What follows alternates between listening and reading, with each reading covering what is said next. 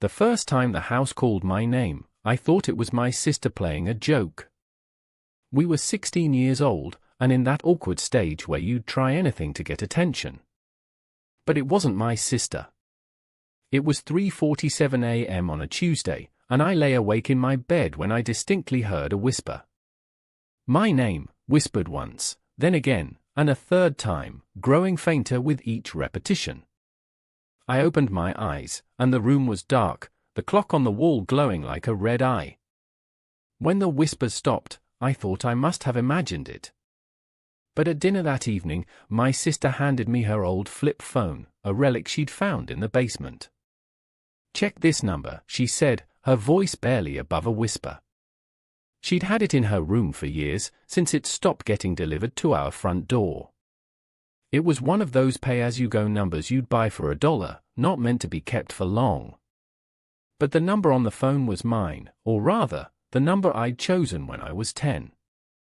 It had been disconnected for at least 5 years, according to the number's expiration date etched on the back of the phone. I stared at the phone, feeling a shiver run down my spine. How did it get here?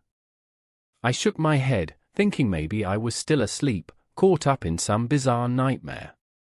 Days passed, and the house was quiet. My sister and I were the only ones home, and we'd grown used to our own company.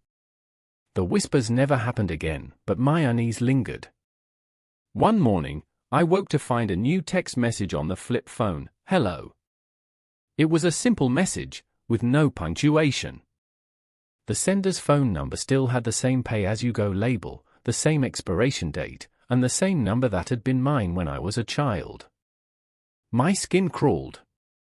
Who, or what, was sending these messages? Over the next few days, messages arrived regularly, each one a single sentence or a single question mark. They were cryptic and always ended with a question. It was as if someone was trying to reconnect with me, but couldn't quite get it right. My sister grew concerned, and asked me if I knew anyone with access to an old phone. I shook my head, unsure how the phone got here or who could be behind the messages. But every time I stared at the phone, something about it seemed off. One evening, while walking through our dimly lit hallway, I caught a glimpse of myself in a mirror. My face, pale and drawn, stared back at me. It was as if I'd grown accustomed to living in a state of perpetual unease, always waiting for the next message, always waiting for something to happen. I rubbed my eyes, shaking off the feeling.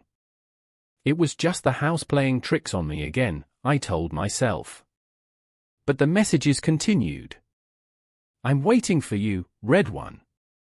Do you remember me?" Another. It was no longer just simple questions now. The messages were becoming more personal. My phone buzzed with each new message, but I'd stopped checking it. The house had begun to feel oppressive, the shadows on the walls like dark fingers reaching for me. My sister found me sitting on the couch, staring blankly at the wall. "What's going on?" she asked, concern etched on her face. I shook my head, unsure how to answer. "I don't know," I whispered, the words barely audible. As the messages piled up, the house seemed to grow heavier, the air thickening with an unspoken presence. My sister grew tired of my constant unease and eventually packed her bags, heading to college on the other side of the country.